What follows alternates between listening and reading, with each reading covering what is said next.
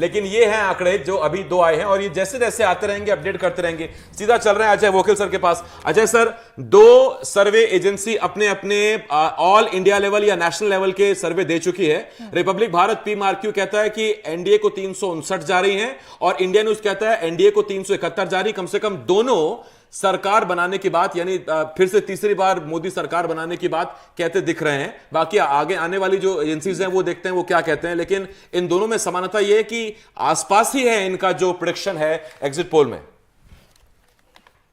देखिए, मोटे तौर पर तो यही माना जा रहा है कि एनडीए जो है वो सत्ता में लौट रहा है। सीटें कितनी होंगी, कम होंगी, ये तो 4 तारीख को पता चल जाएगा। लेकिन आपने जैसे 2 सर्वे दिखाए, इसके अंदर तो लगभग वही उस स्थिति से बेहतर बन रही है जो 2019 के अंदर एनडीए जो टोटल था करीबन 350 के आसपास, उससे भी बेहतर स्थिति दिखाई पड़ रही है। लेकिन अभी ऐसा है कि बहुत सारे फैक्टर ऐसे हैं, खास करके इस बार जो दलितों का बीजेपी या एनडीए के प्रति विश्वास है वो कुछ डिगा है। अब ये इसमें कितनी कमी आई है ये तो अभी चुनाव नतीजे से पता चलेगा। क्योंकि जो आरक्षण का मुद्दा जो उठाया गया था 400 पार नारे के खिलाफ, उसका कहीं ना कहीं असर दलित में हुआ है। और दलित वोट जो पिछली बार 2019 में बीजेपी के साथ बड़े एकजुट तरीके से खड़ा हुआ था, वो मुझे लगता है कि इस बार उतनी मजबूती से नहीं खड़ा हुआ है। उसमें कुछ ना कुछ फर्क पड़ेगा, तो उसका असर कहीं ना कहीं सीटों पर भी दिखाई पड़ेगा। अब कितना होता है नहीं होता है अभी हम चुनाव नतीजों में देखेंगे, लेकिन एक बड़ा फैक्टर है ये वाला। लेकिन इसको मोदी फैक्टर और राम मंदिर फैक्टर कितना काउंटर करते हैं, इस पर भी काफी कुछ निर्भर करता है। अगर ये बैलेंस हो गया तो फिर हो सकता है कि वो फिर ये जो 371 का आंकड़ा है या उसके आसपास का ये जा सकता है। लेकिन मुझे थोड़ा सा डाउट है इस पर। बिल्कुल। नीलेश, आपकी ओर आना चाहूंगी क्योंकि अब लगातार आंकड़े भी आते जा रहे हैं और आंकड़ों के साथ नजर इस बार इस पर बनी है कि जीतेगा कौन, हारेगा कौन, इससे ज्यादा कि आखिर किसको कितनी सीटें मिलती है। क्योंकि कहीं ना कहीं संभवतः ये माना ही जा रहा है कि बीजेपी की जीत होगी, लेकिन कितनी सीट मिलती है, जो दावे किए जाते हैं, जो वादे किए जा रहे हैं और जो आंकलन लगाया जा रहा है उसके मुताबिक हो पाएगा या नहीं।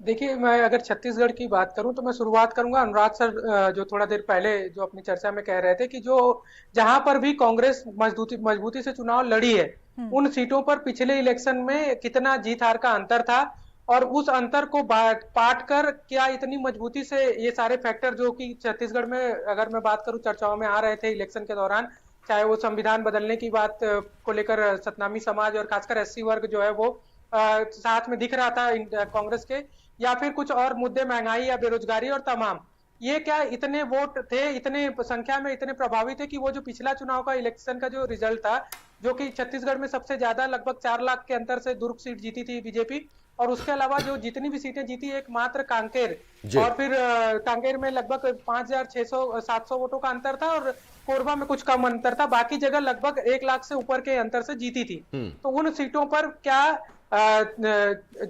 जो अंतर था उसको पाट कर इतना प्रभावशाली मुद्दे थे कि उनको पाट कर कांग्रेस प्रत्याशी के पक्ष में वोट हुआ हो, ये एक बड़ा चैलेंज है। क्योंकि जो वोटिंग का प्रतिशत है वो भी कम नहीं हुआ, वो तो अच्छा ही हुआ है, बल्कि पिछले इलेक्शन की तुलना में छत्तीसगढ़ की बात कर लूं तो। और छत्तीसगढ़ में अभी हाल में ही बीजेपी के पक्ष में जनता ने वोट किया, सरकार बनाई, और उसके बाद जो सबसे बड़ा मुद्दा था विधानसभा चुनाव में महतारी वंदन योजना, वो बीजेपी ने पूरा कर लिया था। तो महिलाएं क्या कांग्रेस के साथ आ गई होंगी 4-5 महीने में किसी मुद्दे को लेकर, ये नजर नहीं आया।